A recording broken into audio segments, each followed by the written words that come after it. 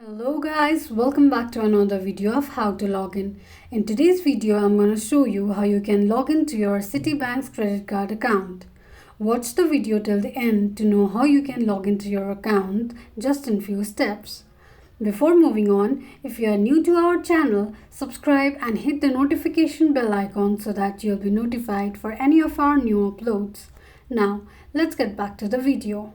So to log into your Citibank's credit card account, firstly open your Google search, type in Citibank credit card login and make a search. Scroll all the way down and click on login link. It will take you to the login page of Citibank's credit card account. To sign on, enter your user ID.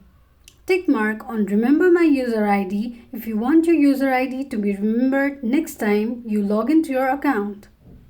Enter the password associated with your account and tap on Sign On. This is how you can log into your Citibank's credit card account quickly and easily just in few steps. If you have any thoughts or queries, let us know in the comment section. Thank you so much for watching.